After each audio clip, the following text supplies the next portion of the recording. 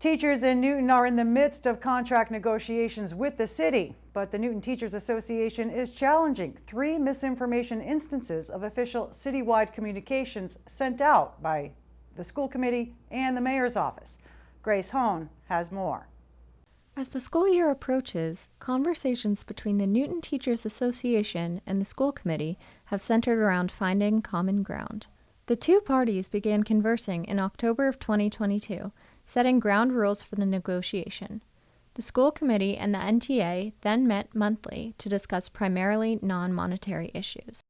The NTA issued a press release on August 1st, responding to the July 20th citywide communications about contract negotiations. The president of the NTA highlighted what the dispute is primarily about.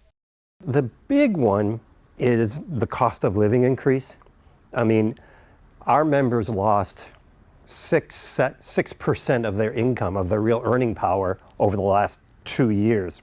And so they've fallen behind in terms of what their salaries can purchase now.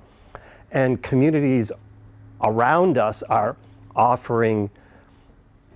reaching agreements with their unions which offer much higher cost of living adjustments than the school committee is offering us. So we're falling behind our competitor districts, and certainly our members have lost a lot of their real income, their real earning power in their wages, and so we need to make that up. That's the main thing that we're disputing, but we've asked for a number of other things that we think are important to the Newton Public Schools and to our members.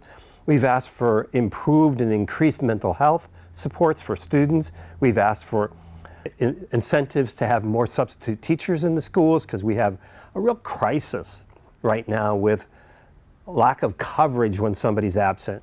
We've asked for a more humane parental leave policy so that our members can take off time when they need it. And an important thing is our paraprofessionals, if you're in the district for 6 or 8 years, start to make almost a living wage, but when you start out, you don't. And so we've asked for improvements to our paraprofessional pay and increases in their hours so they have more time to collaborate with other educators. The school committee believes the NTA and the committee are at impasse and need a third-party negotiator to mediate the creation of an agreeable contract. I guess I'd say a couple of things. So the contract expires. They are still getting paid.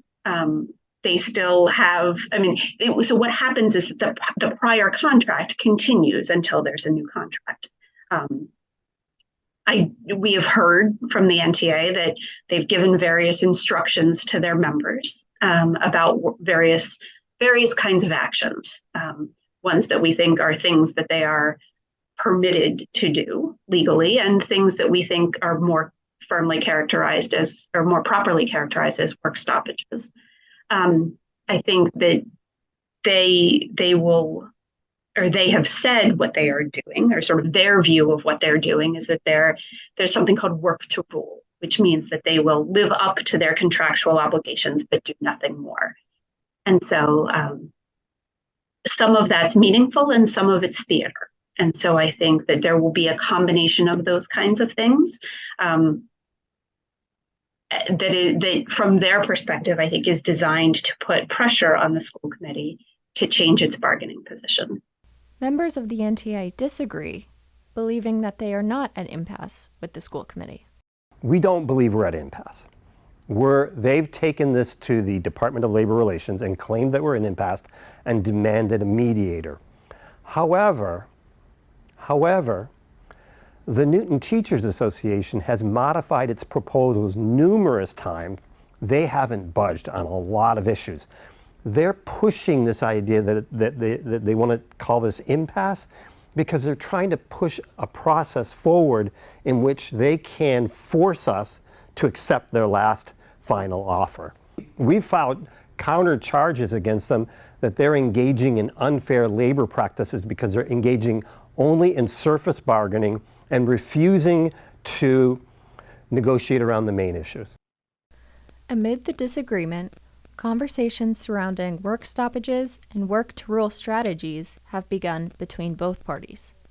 So right now, as the fall begins, we will be doing modified work to rule. Our membership many of them are saying, We don't need to do modified work to rule.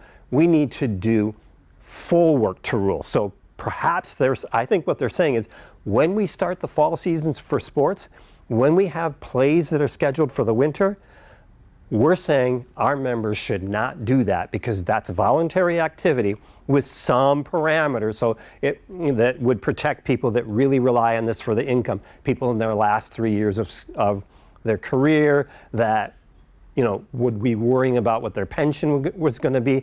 But in general, they're saying, go all the way. Stop everything that we do voluntarily. No more modified, full work to rule. So that's what our members are asking for. It's legal for us to withhold our participation in any voluntary activities that we do. And what our membership is saying is, do that full on. Both sides are hoping to reach an accommodating negotiation soon, specifically before November 3rd. I'm really hoping that with a mediator's help, we can make progress on some of the financial aspects of this. I mean, I think it is no surprise to anyone who's been following this that we are very far apart in terms of some of the big dollar value things like rates of salary increases. I think the parties' current positions are more than $15 million apart. And at the moment, we don't see a lot of, I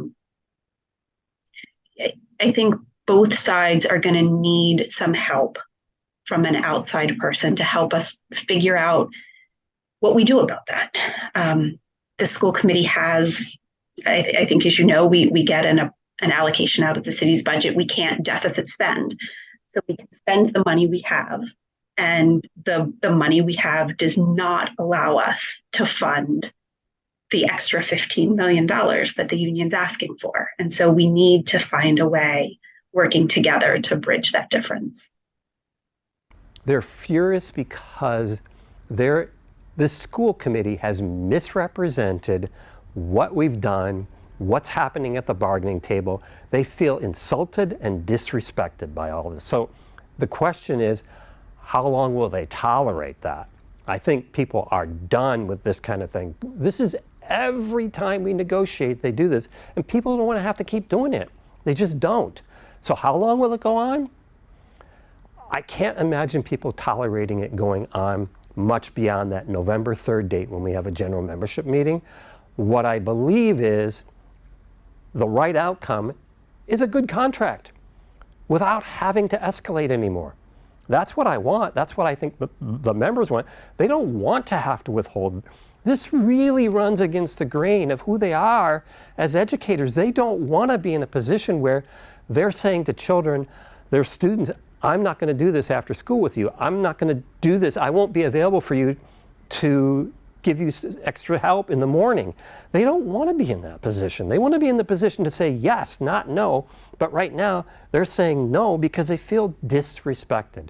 So we want to feel respected. We want a contract offer that feels respectful. We want the school committee to come to the table and respect the NTA and its members and bargain with us in good faith to resolution in a fair contract.